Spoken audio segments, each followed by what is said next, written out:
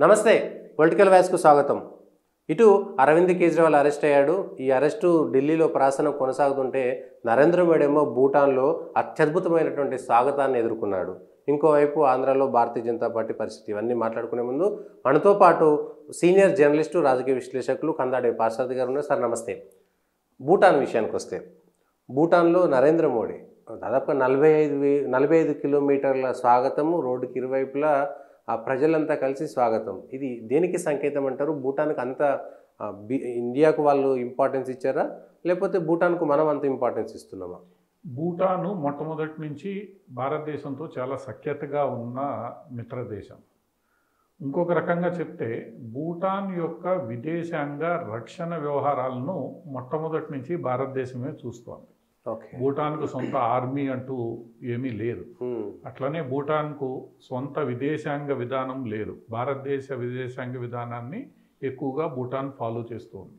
ఈ మధ్యకాలంలో కొంతమేర వాళ్ళు కొన్ని ఇండిపెండెంట్ డెసిషన్స్ తీసుకున్నా అవి ఏ రోజు కూడా భారతదేశం యొక్క రక్షణ, భారతదేశం యొక్క విదేశాంగ నీతి దాటిపోలేదు. అంత సన్నిహిత సంబంధాలున్న దేశం. ప్రభుత్వ పరంగా, రాజకీయ పరంగా, ధార్మిక పరంగా, ప్రజల మధ్య సంబంధాలను కలిగిన దృష్ట్యా చూసినా కూడా భూటాను భారతదేశానికి అంత గట్టి సంబంధాలు ఉన్న దేశం. భూటాన్ మొట్టమొదటి నుంచి కూడా ఇండియాని ఒక పెద్ద అన్నయ్యలాగా అంగీకరించింది.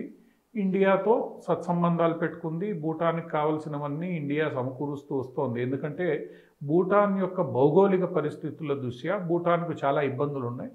ఆ ఇబ్బందులకి భారతదేశం తోడ్పాటు ఖచ్చితంగా చాలా అవసరం భూటాన్కు. సో అందువల్ల భూటాను నేపాల్లా కాకుండా భూటాన్ ఎప్పుడూ కూడా భారతదేశంతో కలిసి ఉంది. ఒకానొక దశలో భూటాన్ భారతదేశంలో కలిస్తే కూడా బాగుంటుందన్న ప్రతిపాదనలు ఉన్నాయి. కానీ భూటాన్ స్వతంత్ర దేశంగానే ఉండి భారతదేశంతో సఖ్యతగా మెలుగుతోంది. అటువంటి భూటాన్కు నరేంద్ర మోడీ ప్రభుత్వం వచ్చిన తర్వాత ఇంకా ఎక్కువ ప్రాధాన్యత ఇవ్వడం జరిగింది. నిధుల విషయంలో కానీ, భూటాన్కు కరెంటు సప్లై చేసే విషయంలో కానీ, లేదా భూటాన్లో జల విద్యుత్ కేంద్రాలు నెలకొల్పి ఆ జల విద్యుత్ కేంద్రాల నుంచి నిధుల్ని భూటాన్కు అందించే ప్రయత్నం చేయడం కానీ, రకరకాలుగా భూటాన్కి భారతదేశం నరేంద్ర మోడీ గారి ప్రభుత్వం వచ్చిన తర్వాత సహాయ సహకారాలు అందించింది. సాంకేతిక పరిజ్ఞానంలో కానీ, వీటిల్లో కానీ. ఈ అంశాలన్నీ కూడా భూటాన్ ప్రజలను భారతదేశానికి మరింత దగ్గరగా చేశాయి. భూటాన్ రాజును నరేంద్ర మోడీ భూటాన్ రాజుకు ఒక మంచి మిత్రత్వం ఏర్పడడానికి కారణమైంది. నరేంద్ర మోడీ 10 సంవత్సరాలు పూర్తి చేసుకున్న సందర్భంగా భూటాను తన అత్యున్నత పురస్కారాన్ని, మన భారతదేశంలో భారతరత్న లాంటి పురస్కారాన్ని నరేంద్ర మోడీకి ఈరోజు ప్రదానం చేసింది. ఆ ప్రదానం చేసిన సందర్భంగా నరేంద్ర మోడీకి భూటాన్ స్వాగతం పలికిన తీరు ఏదైతే ఉందో అది ఇంకోసారి భూటాన్కి భారతదేశానికి మధ్య ఉన్న సత్సంబంధాలని స్పష్టం చేస్తుంది. అంతకుముందు కాంగ్రెస్ ప్రభుత్వాలు కూడా ఏ రోజు భూటాన్ని చిన్నచూపు చూడలేదు. భూటాన్ని ఒక మంచి మిత్రుడిగానే చూసుకుంటూ వచ్చాయి. అది మొట్టమొదటి నుంచి మన విదేశాంగ నీతిలో భాగంగా ఉంది. అది నరేంద్ర మోడీ వచ్చిన తర్వాత అది మరింత బలపడింది. ఎందుకంటే సైద్ధాంతిక పరంగా కూడా అది ఒక బౌద్ధ దేశం, హిందూ ధర్మానికి సంబంధించిన బౌద్ధ మతంలో ఆచరించే దేశం, హిందువులు కూడా ఎక్కువగా ఉన్న దేశం కాబట్టి ఒక రకంగా సైద్ధాంతిక పరంగా కూడా భారతీయ జనతా పార్టీ భూటాన్ని ఒక మంచి స్నేహితుడిగానే చూసింది. ఆ రకంగానే భారతీయ జనతా పార్టీ కూడా ప్రవర్తించింది, భారతీయ జనతా పార్టీ వివరించింది. కాంగ్రెస్ ప్రభుత్వంలో కొన్ని కారణాలతో భూటాన్ యొక్క మిత్రత్వాన్ని బహిరంగంగా వ్యక్తం చేయలేని పరిస్థితులు, ఎందుకంటే కాంగ్రెస్ పార్టీ మైనారిటీ అపీజ్మెంటు వీటన్నిటి కారణంగా. కానీ నరేంద్ర మోడీకి ఆ ఇబ్బంది లేదు. బహిరంగంగా భూటాన్తో ఉన్న మిత్రత్వాన్ని ప్రకటించాడు. భూటాన్ గొప్పతనాన్ని చాటి చెప్పే ప్రయత్నం చేశాడు. కొన్ని సందర్భాల్లో భూటాన్ చెప్పింది వినే ప్రయత్నం చేశాడు. ఇక్కడెక్కడ ఇతనికి సంకోచాలు లేవు ఆ మిత్రత్వాన్ని ప్రదర్శించడానికి. దానివల్ల చాలా లాభాలు ఉన్నాయి. భూటాను ఇతను చేసిన ఈ భేషజాలు లేని మిత్రత్వం ఏదైతే ఉందో దానివల్ల చాలా లాభాలు ఉన్నాయి. దాన్ని భూటాన్ ప్రజలు గుర్తించారు. ఆ గుర్తింపు నిదర్శనమే ఈ స్వాగతం. ఈ సంబంధాలు రెండు ప్రభుత్వాల మధ్య మాత్రమే ఉన్నాయా? నిజంగా ఇక్కడి ప్రజలను అక్కడ ప్రజలను అంత హార్దికమైనటువంటి సంబంధాలు ఉంటారు? భూటాన్ ప్రజలు కూడా అంతే. భూటాన్ వాణిజ్యం అంతా భారతదేశంతోనే ఎక్కువ చేస్తుంది. అవును. భూటాన్ ప్రజలు ఎక్కడికి వెళ్ళాలన్నా భారతదేశం గుండా వెళ్ళాలి. భూటాన్కు సరుకులు ఏవి వెళ్ళాలన్నా, పెట్రోల్ అన్నా, ఏదైనా కానీ భారతదేశం నుంచే వెళ్ళాలి. సో అక్కడ ఉన్న వ్యాపారస్తులకి ఇక్కడ ఉన్న వ్యాపారస్తులకి అన్ని మంచి సంబంధాలే ఉన్నాయి. ఇప్పటి వరకు ఎక్కడా పెద్దగా విభేదాలు లేవు. రెండు దేశాల మధ్యలో ఎటువంటి ఆటంకాలు లేని సరిహద్దులు, ఎవరైనా ఎప్పుడైనా వెళ్ళొచ్చు, రావచ్చు. కాకపోతే కొన్ని ప్రత్యేకమైన అనుమతులు, ఎందుకంటే భూటాను పర్యావరణానికి సంబంధించి పెట్టుకున్న నిబంధనల కారణంగా కొన్ని ప్రత్యేకమైన అనుమతులు కావాలి తప్ప పాస్పోర్ట్లు, వీసాలు ఏమీ అవసరం లేదు. ఈ మధ్య కాలంలో భూటాన్ కూడా టూరిజం ప్రమోట్ చేస్తుంది కాబట్టి భారతీయులు ఎక్కువ శాతం మంది భూటాన్ వెళ్ళి రాగలుగుతున్నారు. దాంతో ఏమవుతుంది అంటే ప్రజలకి మధ్య సంబంధాలు పెరుగుతున్నాయి. అంత స్వేచ్ఛగా భూటానీయులు ఇక్కడికి రాగలుగుతున్నారు. ఎంతోమంది భూటాన్ దేశం విద్యార్థులు చదువుకుంటున్నారు. దాంతో ఏమవుతుందంటే ఒక 4-5 దశాబ్దాలుగా ఇలా ఇబ్బందులు లేని మిత్రత్వం ఏదైతే ఉంటుందో అది ప్రజల్లో కూడా బలంగా వెళ్తుంది. ఎప్పుడైతే ప్రజల్లో బలంగా వెళ్తుందో వాళ్ళు మనల్ని మన వాళ్లే అనుకునే రీతిన ఈ సంబంధాలు సాగుతున్నాయి. మనం కూడా భూటానీయుల్ని పెద్ద వాళ్ళు ఎవరో కాదు, భారతదేశంలో భాగమే అని అనుకునే పరిస్థితులు ఉన్నాయి. ఎక్కడా కూడా గత 75 సంవత్సరాల కాలంలో భూటాన్తో మనకి ఇబ్బంది లేదు. మధ్యలో చైనా డోక్లాం పేరుతో కొంత ఇబ్బంది క్రియేట్ చేసే పరిస్థితి చేసినా అక్కడ భూటాను చాలా జాగ్రత్తగా వ్యవహరించింది. ఎక్కడా భారతదేశానికి ఇబ్బంది లేకుండా వ్యవహరించింది. ఒకానొక సందర్భంలో చైనాకి స్పష్టం చేసింది భూటాన్, 2 నాలుకలు లేకుండా ఇది నువ్వు తప్పు చేస్తున్నావు, దీన్ని మనం పరిష్కరించుకోవాలి, ఇది సరికాదని చెప్పి చాలా స్పష్టంగా చెప్పింది చైనాకి. అందువల్ల ఏంటంటే అక్కడ భారతదేశంతో నా మిత్రత్వం చాలా స్పష్టమైంది, ఇందులో 2 నాలుకల ధోరణి లేదు అని భూటాన్ చెప్పగలిగింది. భూటాన్ ఒక్క దేశమే మన సరిహద్దుల్లో ఉన్న దేశాల్లో స్పష్టంగా చెప్పగలిగింది. నేపాల్ కంటే బలమైన సంబంధాలు అవి ప్రజల్లోకి ఎప్పుడైతే బలంగా నాటుకుపోతాయో, ఎందుకంటే భూటానీయులకి అత్యవసర వైద్యం కావాలంటే భారతదేశం రావాలి. ఇప్పుడు నిన్న ప్రధానమంత్రి అక్కడికి వెళ్ళిన సందర్భంలో ఒక multi speciality hospital, ultra modern multi speciality hospital ప్రారంభోత్సవం చేశారు. దానికి మొత్తం భారతదేశమే సహాయం చేసింది. భారతదేశం నిపుణులే అక్కడ వాళ్ళకి పనిచేస్తున్నారు. సో ఇటువంటి పరిస్థితుల్లో ఈ స్వాగతం లభించడం మన 2 దేశాల మధ్య ఉన్న బంధాన్ని మరింత గట్టిపరుస్తుంది. రేపు కాంగ్రెస్ ప్రధాని పోయినా కూడా ఇది డిస్టర్బ్ కానంత వరకు వాళ్ళు అలానే చూస్తారు. ప్రభుత్వాలు మారచ్చు, రాజకీయాలు మారచ్చు, కానీ ఆ భూటాన్ రాజు కూడా తన వ్యవహార శైలి, అంటే గతంలో కాంగ్రెస్ ప్రభుత్వంతో కొంత ఇబ్బందులు ఉన్నా బీజేపీ ప్రభుత్వంతో ఏమీ లేవు. వీళ్ళు కూడా భేషజాలు లేని వ్యవహారం ఇది. అందువల్ల ఏంటంటే కొంత ఆ వ్యక్తిగత మిత్రత్వం కూడా కొంత కలిసి వస్తుంది కదా. సో భారతదేశము భూటాన్ పేరుకి 2 దేశాలు కానీ 2 ఒకే ఆత్మగా పనిచేస్తున్నట్టుగా కనబడుతున్నాయి. దాని ప్రతిఫలమే ఈరోజు మీకు 45 కిలోమీటర్లు అక్కడి ప్రజలు దారి పొడవునా నిలబడి స్వాగతం పలకడం అంటే ఏదో ప్రభుత్వం తీసుకొచ్చి నిలబడితే కాదండి. ప్రజల్లో కూడా దానికి సంబంధించి కొంత మనసులో ఉండాలి, లేకపోతే నిలబడలేరు. అది స్పష్టంగా కనిపిస్తోంది అక్కడ. అంటే 2 దేశాల ప్రజల మధ్యలో కొంత సంబంధం ఎలా ఉంది. ఇంకా మోడీ గురించి మనం చెప్పాల్సిన అవసరం లేదు. ఆయన ప్రజలతో వ్యక్తిగతంగా కనెక్ట్ అవ్వగలిగిన ప్రతిభాశాలి. అది ఇండియాలో కావచ్చు, బయట కావచ్చు, వేరే దేశాల్లో కావచ్చు. సో అది సహజంగానే కనెక్ట్ చేసుకుంటాడు ఆయన. అది భూటాన్లో కూడా ఒక రకంగా అదే జరిగిందని అనుకోవాలి మనం. సో ఇటు సరిహద్దు దేశాల్లో భూటాన్ ఒకటే 100% నమ్మదగినటువంటి భారతదేశానికి అత్యంత ప్రియమైనటువంటి దేశంగా చెప్పవచ్చు. అంతే. నేపాల్ కంటే కూడా నేపాల్ కూడా అటు ఇటు తడబడింది మధ్యలో మావోయిస్టులు వచ్చిన తర్వాత. ప్రచండ శ్రీలంక తడబడింది, బంగ్లాదేశ్ తడబడుతోంది, మయన్మార్ ఒక రకంగా తడబడుతోంది. ఇటు పాకిస్తాన్, ఆఫ్ఘనిస్తాన్ గురించి మనం చెప్పబడలేదు ఇక్కడ. అందువల్ల ఏంటంటే అన్ని దేశాలు ఏదో ఒక సందర్భంలో తడబడినప్పటికీ, సంబంధాలు దెబ్బతిన్నప్పటికీ ఒక్క భూటాన్తో మాత్రమే గత 75 సంవత్సరాల్లో ఎటువంటి ఇబ్బంది లేకుండా భారతదేశం వ్యవహరిస్తోంది. భూటాన్ కూడా భారతదేశంతో వ్యవహరిస్తోంది. రెండోది, విదేశాంగ రక్షణ వ్యవహారాలు భారతదేశానికి కొంతమేర అప్పగించిన దేశం కూడా భూటానే, మిగతా ఏ దేశాలు లేవు. అంటే నా బాధ్యత నీది అని స్పష్టంగా మొట్టమొదటి నుంచి చెప్పిన దేశం భూటానే, దాన్ని పాటిస్తున్న దేశం కూడా భారతదేశం. చిన్న చిన్న ఇబ్బందులు కూడా రాని పరిస్థితి ఈ రెండు దేశాల మధ్యలో. మీరు చిన్న మాల్దీవ్స్ లాగా వాడుకొని వదిలేసేటువంటి వ్యవహారం ఏదీ లేదు, ఎక్కడా లేదు. ఇప్పుడు చిన్న చిన్న నాయకుల మధ్య ప్రపంచాలు వచ్చిన సందర్భం కూడా లేదు. అంటే ఏ ప్రభుత్వం భారతదేశంలో ఉన్నా భూటాన్తో అదే సాంప్రదాయాన్ని కొనసాగిస్తూ వచ్చింది. బీజేపీ వచ్చిన తర్వాత దాన్ని ఇంకాస్త గట్టిపరిచేసింది. అది ఒక రకంగా మనం గత ప్రభుత్వాల్ని మెచ్చుకోవాలి, అందుకు భూటాన్ ప్రభుత్వాన్ని, భూటాన్ రాజును కూడా మెచ్చుకోవాలి. ఇక్కడ ఎన్ని రాజకీయ అస్థిర పరిస్థితులు ఉన్నప్పటికీ కూడా భూటాన్ ఒక స్థిరమైన విధానాన్ని అవలంబించింది, ఎక్కడా దానికి ఇబ్బంది రానిలేదు. ఓకే సార్, ఇంకొక అంశము అరవింద్ కేజ్రీవాల్ కవిత అరెస్ట్. కవితను అరెస్ట్ చేసిన దాదాపు వారం రోజుల్లోనే అరవింద్ కేజ్రీవాల్ కూడా అరెస్ట్ అయిపోయాడు. సరే, అటు భూటాన్లో కూడా ఎన్నికల సందర్భంలో వెళ్ళొచ్చు అంటారా?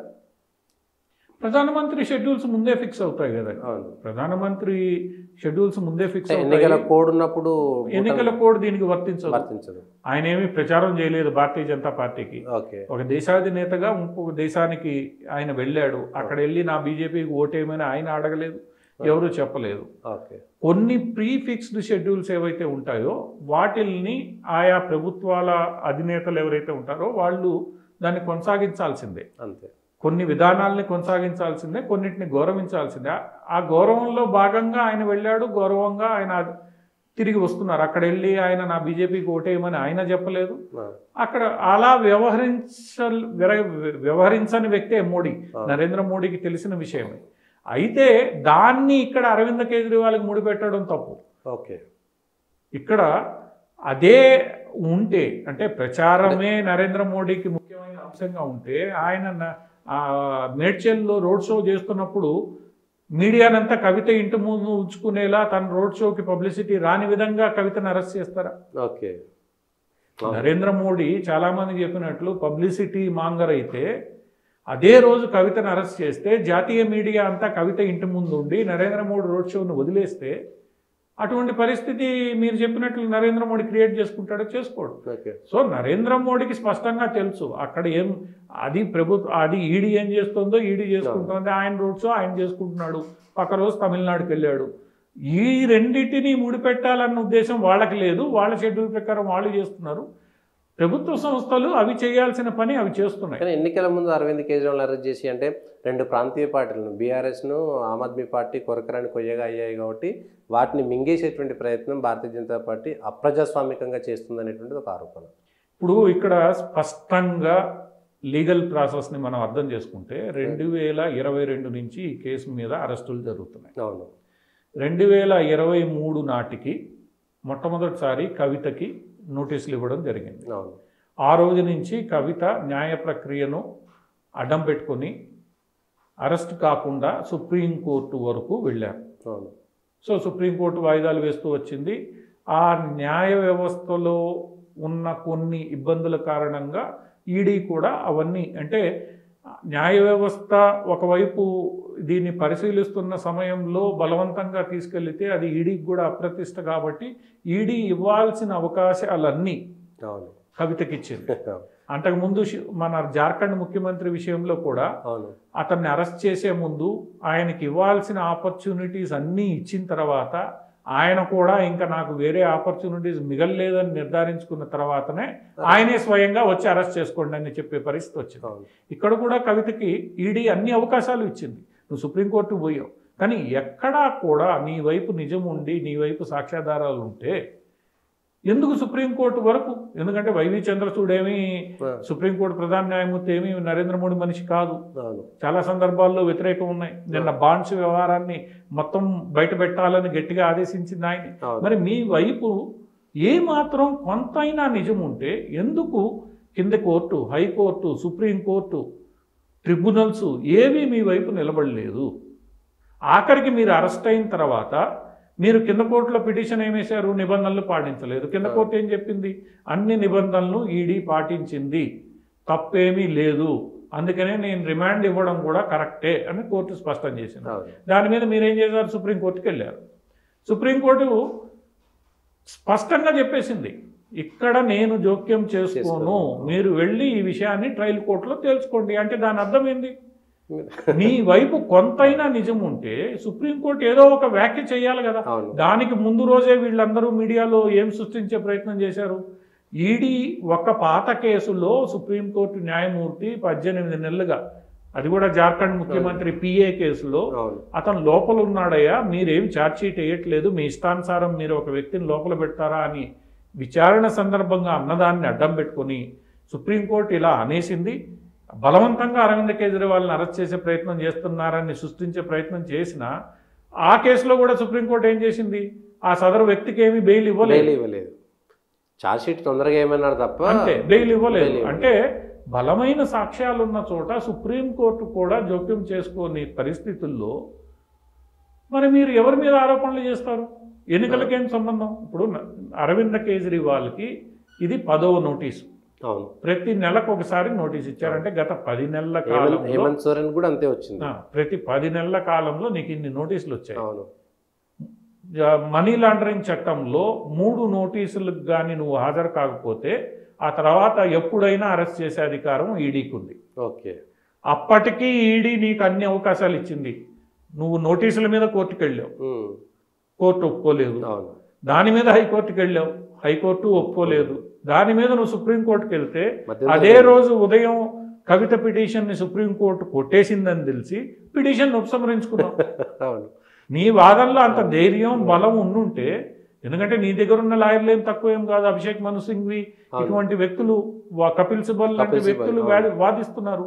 మరి నీ వాదనలో ఎక్కడైనా బలం ఉండుంటే నువ్వు పిటిషన్ ఎందుకు ఇది చేసుకున్నావు? ఫైట్ చేయాల్సింది పిటిషన్ని. కొట్టేస్తే కొట్టేస్తుంది, కొట్టేస్తే మళ్ళా అదే పిటిషన్ వేయడానికి 2-3 నెలలు ఆగాల్సి వస్తుంది. కాబట్టి స్టాట్యుటరీ దీనికోసము అందుకని ఏం చేయాలో అర్థం కాక ముందు జాగ్రత్తగా వెనక్కి తీసుకున్నారు. ఎందుకంటే రేపు మళ్ళీ ఇంకో పిటిషన్ వేయడానికి వీలు, అవకాశం కోసం అంతే. అంటే దాని అర్థం ఏంటి? నువ్వు చెప్తున్నది ఏది కరెక్ట్ కాదు, నువ్వు చెప్తున్నది ఏది కోర్టులు అంగీకరించట్లా. మనీ లాండరింగ్ చట్టంలో ఉన్న మంచి నిబంధనలు ఏంటంటే ప్రూవ్ చేసుకోవాల్సిన బాధ్యత ఆరోపి మీద ఉంటుంది. ఓకే, ఈడీ ఎక్కడా నీకు సాక్ష్యాలు చూపించాల్సిన అవసరం లేదు. ఈడీ తనకున్న సాక్ష్యాలని కోర్టుకు మాత్రమే చూపిస్తుంది. ఆ సాక్ష్యాలు తప్పని నిరూపించుకోవాల్సిన బాధ్యత నీదే. మిగతా క్రిమినల్ కేసుల్లో ఎవరైతే ప్రాసిక్యూట్ చేస్తారో ఆ ప్రాసిక్యూట్ చేసే వాళ్ళు, అంటే ప్రభుత్వము, కేసు పెట్టిన ప్రభుత్వం అతను తప్పు చేశాడని ఆధారాలతో ప్రూవ్ చేయాలి, సాక్ష్యాలు వాళ్ళు చూపించాలి. అక్కడ ఆరోపికి ఆ ఆబ్లిగేషన్ ఉండదు. ఎవరైతే ప్రాసిక్యూట్ చేస్తారో వాళ్ళు చూపించాలి. కానీ మనీ లాండరింగ్ కేసుల్లో అది ఉల్టా, ముద్దాయి తన నిర్దోషిత్వాన్ని నిరూపించుకోవాలి తప్ప ఈడీకి ఆధారాలు చూపించాలన్న నిబంధన లేదు. ఈ నిబంధన కూడా ఎక్కడి నుంచి వచ్చింది? ఐక్యరాజ్య సమితి నేతృత్వంలో ప్రపంచ దేశాల మధ్య హవాలా ట్రాన్సాక్షన్లని నిరోధించడానికి ఒక ఒప్పందం చేసుకున్నారు, అంతర్జాతీయ ఒప్పందం. ఆ ఒప్పందాన్ని ప్రతి దేశం అమలు చేయాలి. ఆ అమలు చేయడంలో భాగంగా భారతదేశంలో కూడా ఈ చట్టాన్ని తెచ్చారు. అందుకనే సుప్రీంకోర్టు కూడా ఈ చట్టం మీద దానికి వ్యతిరేకంగా కోర్టుకు వెళ్తే సుప్రీంకోర్టు అంగీకరించలేదు. ఎందుకంటే ఇది ఇంటర్నేషనల్ ఆబ్లిగేషన్స్లో భాగంగా వచ్చిన చట్టం. కాబట్టి సుప్రీంకోర్టు కూడా ప్రతి సెక్షన్ని సమర్థించింది. వీళ్ళు ఏదైతే చెప్తున్నారో అపరిమిత అధికారాలు ఉన్నాయి, ఇవి ఈడీ ఏమైనా చేయొచ్చు, మిస్యూజ్ కావచ్చు అని ఏదైతే చెప్పారో ఆ రోజు సుప్రీంకోర్టు వీటిల్ని ఆపలేదు. ఎందుకంటే it is an international obligation. అటువంటి పరిస్థితుల్లో ఈరోజు నువ్వు వచ్చి నేను ఇన్నోసెంట్ అంటే ఇన్నోసెంట్ అని కోర్టులో ప్రూవ్ చేసుకోవాలి. ఇప్పుడు నీ కారణంగా నీ మంత్రులు 2 సంవత్సరంగా లోపల ఉన్నారు, కవిత లోపల ఉన్నారు, ఎంతోమంది ఇతరులు లోపల ఉన్నారు. నువ్వు ఎట్లా తప్పించుకుంటావు? ఈరోజు ఆ పార్టీ ప్రెస్ కాన్ఫరెన్స్లో దీనికంతా కారణం అరబిందో శరత్ చంద్రారెడ్డి. అరబిందో శరత్ చంద్రారెడ్డి ఒక వ్యాపారవేత్త, నీ దగ్గరికి వచ్చాడు, అయ్యా నేను వ్యాపారం చేస్తా, మద్యం వ్యాపారం అని నీకు ఒక ప్రపోజల్ పెట్టాడు. నువ్వు నిజాయితీ పరుడై ఉంటే ఏం చేయాలి? అరే నువ్వు పెట్టిన ప్రపోజల్ బాగాలేదురా అబ్బాయి, దీంట్లో డబ్బులు ప్రభుత్వానికి నష్టం వస్తాయి, నీకు ఇంత లాభం వస్తుంది, మేము దీనికి నిజాయితీ పరుడు అంటే మేము అంగీకరించము అని ఎందుకు చెప్పలేకపోయావు? నేను వ్యాపారవేత్తనండి, నేను ఒక ప్రపోజల్ తీసుకొస్తా, మీరు ఈ ప్రపోజల్ యాక్సెప్ట్ చేస్తే మీకు 50 కోట్లు వస్తాయి, నాకు 100 కోట్లు వస్తాయని నువ్వు నిజాయితీ పరుడు అయితే చెప్తూ కొట్టి పంపించుండాల్సింది శరత్ చంద్రారెడ్డిని. ఎందుకు పంపించలేదు? మీరు పాలసీ డిక్లేర్ చేశారు, డబ్బులు తీసుకున్నారు. ఎప్పుడైతే ఇది గొడవ అవుతోందని తెలిసిందో పాలసీని వెనక్కి తీసుకొని మేమేదో సరిచేసే ప్రయత్నం చేస్తున్నామన్నారు. ఎందుకు ఇంత డ్రామా? నువ్వు మొట్టమొదటి రోజే సీక్రెట్గా ఇన్ని మీటింగ్స్ మళ్ళీ ఇవన్నీ ఎందుకు? మొట్టమొదటి రోజే బాబు నేను అవినీతికి వ్యతిరేకంగా పోరాడిన వ్యవస్థలో భాగంగా ఇక్కడికి వచ్చా, నేను పోరాడతా, నువ్వు ఇట్లాంటి ప్రపోజల్ తీసుకొస్తే చెప్పుతో కొడతా, రావద్దని ఎందుకు చెప్పలేదు? అయిపోయింది. అవన్నీ చేయకుండా ఈరోజు అరవిందో నుంచి బీజేపీకి ఎంతో, బీజేపీకి ఏమి దొంగతనంగా తీసుకోలే, లెక్కలన్నీ ఉన్నాయి, అవి ఎప్పుడైనా ఎవడైనా అడగొచ్చు. ఈ రోజు సుప్రీంకోర్టు చెప్పేసరికి అన్ని రోడ్డు మీదకి వచ్చాయి. వాళ్ళు ఇచ్చారు, ఈవెన్ వాళ్ళని బలవంతంగా గెంటించట్లే కదా, అంటే బలవంతంగా బీజేపీ అడగలేదు, అడిగిందని నువ్వు ప్రూవ్ చేయి. అవును. అంతేగాని నువ్వు ఎంత సచ్చీలుడివి, అన్నా హజారే శిష్యుడివి, వ్యతిరేకంగా నేను చేశాను, ఒక రకంగా భారతదేశంలో నా అంత నీతిమంతుడు ఎవడు లేడు అని ప్రచారం చేసుకున్న ఈయన మొట్టమొదటి రోజు అరవింద్ వాడిని శరత్ చంద్రారెడ్డిని దగ్గరికి రానిచ్చి ఉండకూడదు. ఎవరిని అసలు ఇట్లాంటి మీటింగ్సే పెట్టొద్దని వాళ్ళ మంత్రుల్ని ఆదేశించి ఉండాల్సింది. ఎందుకు చేయలేదు మీరు? స్వయంగా 40 కోట్లతోటి ఇల్లు బాగు చేయించుకున్న రోజే ఆ మాటలన్నీ ఆవిరి. అది వేరే విషయం. ముఖ్యమంత్రి నివాసం, ప్రగతి భవన్ కూడా అధికారిక నివాసం, ఆయనకి నచ్చింది చేసుకున్నాడు. అంటే కేజ్రీవాల్ మాట చెప్పి నేను అధికారిక బంగ్లాలో ఉండను అని చెప్పాడు. ఆ మాట ఉండను, ముఖ్యమంత్రి అవసరాలు ఉన్నాయని కూడా మళ్ళీ సమర్థించుకోండి. ఏదైనా కానీ ఈ కేసు విషయానికి మనం వచ్చినప్పుడు ఆయన ప్రదర్శించిన నీతిమంతమైన చర్యలు చివరికి నమ్మవచ్చు అంటారంటే నిజంగా కవిత కానీ, మనీష్ సిసోడియా కానీ, కేజ్రీవాల్ కానీ ఈ అయాచితంగా అవినీతి డబ్బును కొంత వెనకేసుకోవాలనేటువంటి ఆలోచనతోటే ఈ పాలసీ మార్చారనేటువంటిది నిజంగా కనబడుతుందా ఈ కేసులో? అదే కనపడుతోంది కదా. గత 2 ఏళ్లుగా సుప్రీంకోర్టు ఒకానొక సందర్భంలో ఏమని వ్యాఖ్య చేసింది? ఈ డబ్బులన్నీ ఆప్కి చేరాయని మీరు చెప్తున్నారు, మరి ఆప్లో బాధ్యుల్ని మీరు ఎందుకు అరెస్ట్ చేయలేదని సుప్రీంకోర్టు ప్రశ్నించిన తర్వాత ఫస్ట్ టైం మనీష్ సిసోడియాని అరెస్ట్ చేసింది ఈడీ. ఈడీ స్వయంగా వెళ్ళి మనీష్ సిసోడియాని అరెస్ట్ చేయలే. నువ్వు చూపించిన ఆధారాలన్నీ, సుప్రీంకోర్టు ఆదేశాలు కాదు, సుప్రీంకోర్టు క్వశ్చన్ చేసింది, నువ్వు చూపించిన ఆధారాలన్నీ ఆప్ దగ్గరికి వెళ్తున్నాయి, స్పష్టంగా కనిపిస్తోంది, మరి ఆప్ని ఎందుకు పట్టుకోలేదని సుప్రీంకోర్టు అన్న తర్వాతనే ఈడీ ఆప్ దగ్గరికి వెళ్ళింది. అప్పటిదాకా ఈడీ కూడా ధైర్యం చేయలేదు, ఎందుకంటే ఇది రాజకీయ సంబంధిత వ్యవహారం. కానీ ఎప్పుడైతే సుప్రీంకోర్టు స్పష్టంగా చెప్పిందో వెంటనే మనీష్ సిసోడియాని తీసుకొచ్చారు. ఆ తర్వాత మళ్ళీ సుప్రీంకోర్టు మనీష్ సిసోడియా కేసులో కూడా అడిగింది. మనీష్ సిసోడియా ఆర్థిక మంత్రిగా, ఎక్సైజ్ మంత్రిగా ఈ పని చేశాడు, కానీ డబ్బులు పోయింది ఆప్ అనే రాజకీయ పార్టీకి. మరి ఆ పార్టీ వ్యక్తులను ఎందుకు పట్టుకోలేదనగానే సంజయ్ సింగ్ని పట్టుకొచ్చారు. ఇప్పుడు సంజయ్ సింగ్, మనీష్ సిసోడియా బెయిల్ పిటిషన్ వెళ్ళిన నేపథ్యంలో సుప్రీంకోర్టు ఏం చెప్పింది? దీన్ని నడిపించే వ్యక్తిని ఎందుకు పట్టుకోలేదని అడిగింది. అన్ని కోర్టు ద్వారా మాత్రమే జరిగినాయి. కోర్టులు అంటే అంత స్పష్టంగా కోర్టులు చెప్తున్నాయంటే కోర్టు దగ్గర ఉన్న ఆధారాలు ఎంత బలమైనవి. ఇప్పుడు సుప్రీంకోర్టు న్యాయమూర్తి అంత స్పష్టంగా నువ్వు ఆప్ అధినేతను ఎందుకు పట్టుకోవట్లేదు, నీ ఇబ్బంది ఏంటి, త్వరగా వాడిని పట్టుకొచ్చి లోపలేస్తే మేము ఈ బెయిల్ పిటిషన్ల మీద నిర్ణయం తీసుకోవడానికి ఉంటుంది, నువ్వు ఇన్వెస్టిగేషన్ ముగించురా బాబు అని చెప్తున్నారు. చెప్తున్న నేపథ్యంలో ఈడీకి కూడా ఆల్టర్నేటివ్ లేదు. ఒక రకంగా చెప్పాలంటే భారతీయ జనతా పార్టీ ఈ మొత్తం వ్యవహారంలో వ్యూహాత్మక తప్పిదం చేసి తెలంగాణను కోల్పోయింది. ఎట్లా? కవితని అరెస్ట్ చేస్తామని హైప్ క్రియేట్ చేసి కవిత అరెస్ట్ చేయకుండా పోయి అసెంబ్లీ ఎన్నికల్లో ఏం జరిగింది? బీజేపీ బీఆర్ఎస్ కలిసిపోయాయి అన్న వాదనని కాంగ్రెస్ బలంగా ప్రజల్లోకి తీసుకెళ్లగలిగింది. కాంగ్రెస్ ఒక అయాచిత వరం. మరి అంటే బీజేపీకి నిజంగానే వీళ్ళందరినీ లోపలేసేయాలి వెంటనే అర్జెంటుగా అని ఉంటే ఒక రాష్ట్ర ఎన్నికల్ని పూర్తిగా బీజేపీ కోల్పోదు కదా. అంటే రాజకీయ ప్రేరితం కాదు. ఎవరైనా రాజకీయాల గురించి మాట్లాడేటప్పుడు ఒక రకంగా రాష్ట్ర అధ్యక్షుడిని మార్చుకోవాల్సి వచ్చింది, ఒక రకంగా అసెంబ్లీలో 30-40 సీట్లు వస్తాయన్న చోట 7 సీట్లు 8 సీట్లతో సరిపెట్టుకోవాల్సి వచ్చింది. మరి అంటే ఒక రకంగా పణంగా పెట్టింది బీజేపీ. మరి రాజకీయంగా బీజేపీకి ఏం లబ్ధి కలిగిందండి ఇక్కడ? ఇప్పుడు పోనీ అరవింద్ కేజ్రీవాల్ అరెస్ట్ చేశారు, ఎన్ని సీట్లు ఆయన కంటెస్ట్ చేస్తున్నాడు డైరెక్ట్ గా? 7 ఢిల్లీలో, పంజాబ్లో కొన్ని, పంజాబ్లో బీజేపీ బలం లేదు. ఈ 7 సీట్లు దాంట్లో కాంగ్రెస్ అలయన్స్ 7 సీట్ల కోసం 400 చిల్లర, దీంట్లో 7 సీట్ల కోసం వాళ్ళు ఇంత హంగామా చేయాల్సి, ఇంత బురద మూట కట్టుకోవాల్సిన అవసరం ఉందా? లేదు. పోనీ గుజరాత్లో లాస్ట్ అసెంబ్లీ ఎలక్షన్లో ఏమైనా బలమైన ఇది సాధించిందా? ఏమీ లేదు. అటువంటి సందర్భాల్లో గోవాలో ఏమైనా చేసిందా? ఏమీ కాలేదు. డబ్బు ఖర్చు పెట్టినా, ఇంత బురద పూసుకుని డబ్బు ఖర్చు పెట్టినా గోవాలో ఒక సీటు రాలేదు. మరి ఈ సందర్భంలో ఇది రాజకీయంగా బీజేపీ చేయాల్సిన అవసరం ఏముంది? ఒక నిజంగా రాజకీయంగా చేయాలనుకుంటే తెలంగాణ ఎన్నికల ముందే ఇదంతా చేస్తుంటే కనీసం తెలంగాణలో 15 సీట్లన్నీ వచ్చిండేవి. కాలేదు కదా, రాజకీయ లబ్ధి కూడా కోల్పోయింది. సార్ అదొక అంశం. అది మొత్తానికైతే ఎన్నికల్లో ఇటు ఆమ్ ఆద్మీకి కొంత దెబ్బని అనుకోవచ్చు, అంటే భవిష్యత్తుకు ఆమ్ ఆద్మీకి. నేనే నీతిపరుడు అని ప్రజల్ని, ముఖ్యంగా ఢిల్లీ ప్రజల్ని, ఢిల్లీ ప్రజలు ఎందుకు ఎక్కువ నమ్మారంటే ఢిల్లీలో ఎక్కువగా చదువుకున్న middle class, upper middle class ప్రజలున్న రాష్ట్రం, చిన్న రాష్ట్రం అయినప్పటికీ వాళ్ళు ఈయన చెప్పిన నీతివంతమైన మాటల్ని నమ్మేశారు, కొంత ఆదర్శవేత్తగా తీసుకొని నమ్మారు కూడా. ఎందుకంటే రాజకీయాల్లో ఉన్న గందరగోళాన్ని, అవినీతిని చూసి ప్రజలు, చదువుకున్న వాళ్ళు మార్పు కావాలని కోరుకున్నారు. ఆ కోరికకి అనుగుణంగా నీకు పట్టం కట్టారు. 2 సార్లు అసెంబ్లీలో కట్టారు, మున్సిపల్ ఎలక్షన్లో కట్టారు, ఆ తర్వాత పార్లమెంట్లో కూడా నీకు పట్టం కట్టే ప్రయత్నం చేశారు. కానీ ఆ నీతివంతమైన ఇమేజ్ ఏదైతే ఉందో ఈరోజు పూర్తిగా పోయింది. సో ఏ చదువుకున్న వాళ్ళు నిన్ను అర్థం చేసుకొని నీకు ఓటేశారో ఆ చదువుకున్న వాళ్ళకి ఈరోజు అర్థమైపోయింది నువ్వేం చేసావు అన్నది. మరి దాని ప్రభావం పార్లమెంట్ ఎన్నికల మీద ఉండకుండా ఉంటుందా అంటే ఉంటుంది. ఖచ్చితంగా ఎంత మేర ఉంటుంది అన్నది పార్లమెంట్ ఎలక్షన్లు చెప్తాయి. మిగతా రాష్ట్రాలు, మిగతా చోట్లలాగా ఎమోషనల్ ఓటింగ్ ఢిల్లీలో ఉండదు, చదువుకున్న వాళ్ళది కాబట్టి.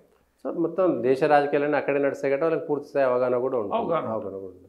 ఇంకొక అంశం ఆంధ్రాకి సంబంధించినట్లు జనసేన అభ్యర్థులను ప్రకటిస్తుంది, ఇటు టీడీపీ అభ్యర్థులను ప్రకటిస్తుంది. కానీ భారతీయ జనతా పార్టీ అసలు అభ్యర్థులను ప్రకటించుకోలేకపోతున్నటువంటి కారణం ఎట్లా చెప్పొచ్చు? నరేంద్ర మోడీ తప్పనిసరి పరిస్థితుల్లో ఒక మీటింగ్కి అయితే వచ్చారు, పొత్తు పెట్టుకున్నారు కాబట్టి.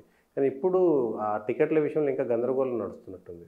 నరేంద్ర మోడీ తప్పనిసరి పరిస్థితుల్లో, ఎందుకంటే ఈ పొత్తుని జాతీయ నాయకత్వం ప్రపోజ్ చేసింది కాబట్టి కింద స్థాయి క్యాడర్ల మధ్య తీవ్ర విభేదాలు ఉన్నాయి కాబట్టి ఒక స్పష్టమైన సంకేతాన్ని ఇవ్వడానికే నరేంద్ర మోడీ ఆ బహిరంగ సభకి హాజరయ్యారు. తద్వారా 2 పార్టీలు లేదా 3 పార్టీల కింద స్థాయి క్యాడర్కి మేమంతా కలిసి ఉన్నాం, మీరందరూ కూడా కలిసి పనిచేయాలి అని ఒక స్పష్టమైన ప్రకటన చేయడానికి నరేంద్ర మోడీ గారు వచ్చారు. సో నరేంద్ర మోడీ గారు స్పష్టంగా చెప్పేశారు, మీరు కలిసి పనిచేయాల్సిందే అన్న విషయాన్ని స్పష్టంగా తన పార్టీ క్యాడర్కి, తన పార్టీ నాయకులకి చెప్పగలిగారు. సో ఇక్కడ ఇంకా పొత్తు మీద పెద్ద సందేహాలు లేవు, ముందు కలవాల్సిందే అని నరేంద్ర మోడీ గారే స్పష్టం చేశారు, మిగతా వాళ్ళందరూ స్పష్టం చేశారు. ఈ పొత్తు కుదిరిన తర్వాత ఎవరికి ఎన్ని సీట్లు కూడా పెద్ద ఇబ్బందులు లేకుండా సెటిల్ చేసుకున్నారు. బీజేపీ కూడా కొంతమేర సంతృప్తి చెందింది. అయితే ఇక్కడ తెలుగుదేశానికి ఎటువంటి ఇబ్బంది లేదు, ఎందుకంటే ప్రతి కాన్స్టిట్యున్సీలో వాళ్ళు అనుకున్న చోట క్యాండిడేట్లు దొరుకుతారు, కొంతమంది అసంతృప్తులు ఉంటారు, మేనేజ్ చేసుకున్నారు. కొంతమంది వైకాపా నుంచి తీసుకున్నారు, వాళ్ళని మేనేజ్ చేసుకున్నారు. ఇప్పుడు వసంత కృష్ణ ప్రసాద్ ఒక సీట్ ఉంది, వైకాపా నుంచి ఆయన చేరిన తర్వాత కూడా అక్కడ బలమైన అభ్యర్థి తెలుగుదేశానికి ఉన్నప్పటికి కూడా ఆయనకి టికెట్ ఇచ్చారు, ఇవన్నీ మేనేజ్ చేసుకున్నారు. ఇలా తెలుగుదేశం తన పాటలు తాను పడింది, ఏదో మేనేజ్ చేసుకుంటూ వస్తాను. జనసేన అధినేత కూడా మొదటి నుంచి స్పష్టంగా ఉన్నాడు, నేను ఇన్నే సీట్లు తీసుకుంటా, నేను బలమైన వాళ్ళని నిలబెడతా, గెలవడమే లక్ష్యము, మీరు నాకు ఓన్లీ నా బహిరంగ సభలకు రావడం కాదు, ఓట్లు వేయాలి, మీరు ఓట్లు వేయనంత కాలం నేను ఇలానే ఉంటా. ఆ విషయంలో ఆయన ముద్రగడ పద్మనాభాన్ని, అర్రామ్ జోగేన్, అదే ఇంకొక కాపు నాయకుడి మాట కూడా వినలేదు. ఎందుకు వినలేదు? మీరు చెప్పినట్లు నాకు కులము లేదా అంత మద్దతు ఉంటే నేను ఎందుకు ఓడిపోయా అని అడిగాడు ఆయన. పాపం బహిరంగంగానే అడిగాడు. అందువల్ల మీరు చెప్పేవి నేనేం వినదలుచుకోలేదు, ముందు గెలిపియండి, ఆ తర్వాత నేను మీరు చెప్పింది వింటాను అన్నాడు ఆయన. సో అతను చాలా స్పష్టంగా ఉన్నాడు కాబట్టి ఆయన కూడా పెద్ద ఇబ్బంది లేకుండా తెలుగుదేశంతో అవగాహనతో బలమైన అభ్యర్థుల్ని ఇద్దరూ కలిపి ఎంపిక చేసుకున్నారు.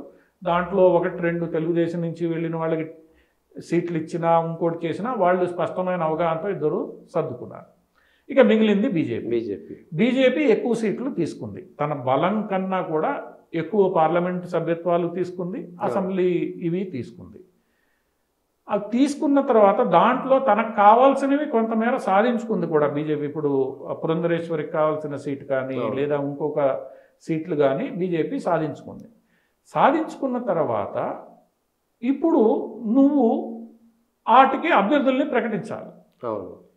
గెలుపు అభ్యర్థుల్ని ప్రకటించాల్సిన బాధ్యత ఇంత హడావిడి చేసిన బీజేపీ రాష్ట్ర నాయకత్వం మీద ఉంటుంది. మీరు చాలా ఒత్తిడి పెట్టారు జాతీయ నాయకత్వం మీద, మాకు ఇన్ని సీట్లు కావాలి, మాకు ఇన్ని కావాలి, మేము తగ్గము అని. ఇప్పుడు గెలిచే అభ్యర్థుల్ని ముందు పెట్టాల్సిన బాధ్యత ఎవరిది? ఎవరైతే రాష్ట్ర స్థాయిలో పోరాటం చేశారో మాకు ఇన్ని సీట్లు కావాలి, మాకు అవమానం జరగకూడదు, మోసం జరగకూడదని వాళ్ళదే బాధ్యత. ఇప్పుడు మీరు అభ్యర్థుల్ని ముందు పెట్టి గెలిపించుకోవాలి. తెలుగుదేశం జనసేన మద్దతు తెచ్చుకోవాలి. ఒక రకంగా చూస్తే పొత్తు వరకే నాయకత్వాలు ఒక దిశా సంకేతం ఇస్తాయి. గ్రౌండ్లో కార్యకర్తల్ని కలుపుకోవాల్సిన బాధ్యత అభ్యర్థి మీదనే ఎక్కువగా ఉంటుంది. ఎవరికి ఇవ్వాలి? బీజేపీ అభ్యర్థి అయినా తెలుగుదేశం అభ్యర్థి అయినా అందరినీ కలుపుకొని పోగలిగితేనే అతను గెలుస్తాడు పొత్తులో భాగంగా. సో ఆ సత్తా మీ నాయకులకు కూడా ఎవరైతే అభ్యర్థులు ఉన్నారో వాళ్ళకు ఉండాల్సిందే. ఎందుకంటే ఇది రాజకీయాల్లో ఉన్న వాస్తవ పరిస్థితి. పైనుంచి చెప్పేస్తే కార్యకర్తలు కలుస్తారనేది నమ్మకం లేదు. అది బీజేపీలోనూ నమ్మకం లేదు. బీజేపీ అభ్యర్థికే కింద కార్యకర్తలు సహకరిస్తారన్న నమ్మకం లేదు. అందువల్ల పొత్తులో ఉన్న కార్యకర్తలు సహకరిస్తారనేది రాజకీయ రంగంపై అవగాహన ఉన్న ఎవడు అంగీకరించడు. ఆ బాధ్యత కూడా మీ అభ్యర్థి మీదే ఉంటుంది. ఆ అభ్యర్థికి అంగ అర్ధ బలాలు సమకూర్చాల్సిన బాధ్యత కూడా మీ మీదే ఉంటుంది. ఎందుకంటే తెలుగుదేశం జనసేనకు కూడా అంతగా మీకున్నంతగా కూడా అంగ అర్ధ బలాలు లేవు. కేంద్ర ప్రభుత్వంలో మీరున్నారు, మీ దగ్గర నిధులు ఉన్నాయి. సో ఇప్పుడు ఇవన్నీ మీరే సమకూర్చుకొని మీరే గెలుపు గుర్రాలని ముందుకు పెట్టాలి. ఎవరిని పెట్టాలి? ఒకటి, ఈ పెట్టే క్రమంలో నరేంద్ర మోడీ పేరుతో నేను గెలిచేస్తాను అనుకున్న వాళ్ళని పెట్టేస్తారా? ప్రజలతో సంబంధాలు లేకుండా. జీవీఎల్ నరసింహరావు ఫర్ ఎగ్జాంపుల్ తీసుకుంటాం. విశాఖపట్నం టికెట్ ఆయన ఆశించాడు. విశాఖపట్నం టికెట్లో ఎంతమంది స్థానికులతో ఆయన మమేకమై తిరిగాడు. ఎంతో మమేకమయ్యారనుకున్న కేంద్ర మంత్రికే తెలంగాణలో ఇబ్బందులు వస్తున్నాయి. అటువంటిది నువ్వు ఎంత మమేకమై తిరిగావు? ఎవరెవరైతే ఈ సీట్లు అడుగుతున్నారో బీజేపీలో, అంటే ప్రజల్లో కూడా నీకు బలం ఉండాలి. అది కాకుండా నేను కేవలం నరేంద్ర మోడీ బొమ్మతో గెలిచేస్తాను, తెలుగుదేశం జనసేన నాకు సపోర్ట్ చేసేస్తే గెలిచేస్తాను అనుకుంటే అది తప్పు. పోనీ తెలుగుదేశం జనసేనతో ఆ స్థాయిలో సంబంధాలన్నా ఉన్నాయా? మొన్నటిదాకా తిట్టుకున్నారు. మొన్నటిదాకా మీరు తీవ్ర స్థాయిలో విమర్శ చేసిన నాయకులే. సుజనా చౌదరి లాగానో, సీఎం రమేష్ లాగానో డిప్లొమాటిక్గా అటు ఇటు సంబంధాలు ఉన్న వ్యక్తులు కాదు మీరు. ఇప్పుడు వచ్చిన ప్రశ్న చిక్కంత అదే. ఇప్పుడు వాళ్ళకి పురంధరేశ్వరి లాగా ఎన్టీఆర్ కుటుంబంతో సంబంధం ఉన్న వ్యక్తి కాదు. మరి ఎట్లా అంటే వాస్తవాలకు దూరంగా మనం ఆలోచించినప్పుడు ఇటువంటి పరిస్థితి వస్తుంది. ఆ పరిస్థితి బీజేపీ అర్థం చేసుకోవాలి. బీజేపీ జాతీయ నాయకత్వం అర్థం చేసుకుంది కాబట్టి ఈరోజు 10 ఏళ్ళు వాళ్ళు అనుకున్నవన్నీ సాధించగలిగారు. 1980లో భారతీయ జనతా పార్టీ ఆవిర్భావం నాటికి ముందు 82లో పాలంపూర్లో ఏవైతే వాళ్ళు మేనిఫెస్టోలో ఇష్యూస్ పెట్టారో ఆ రోజు నుంచి పార్టీ ఎన్నోసార్లు పోరాడుతూ వచ్చిందో. ఏం ఇష్యూస్? 370 రద్దు, యూనిఫామ్ సివిల్ కోడ్, రామజన్మభూమి, ఇటువంటి అంశాలు ఇవన్నీ కూడా ఈరోజు బీజేపీ స్పష్టంగా సాధించేసుకుంది. సాధించడానికి ప్రభుత్వాలను కూల్చారా, నరేంద్ర మోడీ ప్రతిపక్షాల మీద ఎలా ఇవన్నీ ఒక ఆరోపణలు అయినా కూడా ప్రస్తుత పరిస్థితులుగా చెప్పి చేసి చూపించారు. ఆ విషయంలో ఇప్పుడు మీరు మాట్లాడాలి, ఆ విషయంలో మీరు ముందుకెళ్ళాలి. అక్కడ ఇబ్బంది ఉంది కాబట్టి అక్కడ కేంద్రం వాటిని ఫైనల్ చేయట్లేదు. ఇంకొకటి కూడా ఇంకా సమయం ఉంది కాబట్టి కొంత ఇబ్బందులు దూరం చేసుకుని చేసే ప్రయత్నం కూడా భారతీయ జనతా పార్టీ కేంద్ర నాయకత్వం చేస్తూ ఉండొచ్చు. సో ఈ ఇబ్బందుల కారణంగానే వాళ్ళు ఇంకా ఎవరు అభ్యర్థులు అని స్పష్టంగా ప్రకటించలేని పరిస్థితి అని నేను అనుకుంటున్నా. అది కింద ఉన్న వాళ్ళు వాస్తవాలు అర్థం చేసుకుని పార్టీ ముఖ్యము, గెలవడం ముఖ్యం అనుకున్న రోజు ఆ ఇబ్బందులన్నీ దూరం అవుతాయి. అది అనుకోనంత వరకు ఆ ఇబ్బందులు అలానే ఉంటాయి. అది భారతీయ జనతా పార్టీకే నష్టం, లేకపోతే ఇబ్బంది. తెలుగుదేశం జనసేనకి ఎంత నష్టం వస్తుందో తర్వాత కానీ భారతీయ జనతా పార్టీకి ప్రధానంగా నష్టం అవుతుంది. థ్యాంక్ యూ పార్సాద్ గారు. ఇది భూటాన్కి సంబంధించినటువంటి అంశం కానీ, ఇటు ఢిల్లీ కేజ్రీవాల్కి సంబంధించిన అంశం కానీ, ఆంధ్రాకి సంబంధించిన అంశం కానీ, ఇది పార్సాద్ గారు విశ్లేషణ.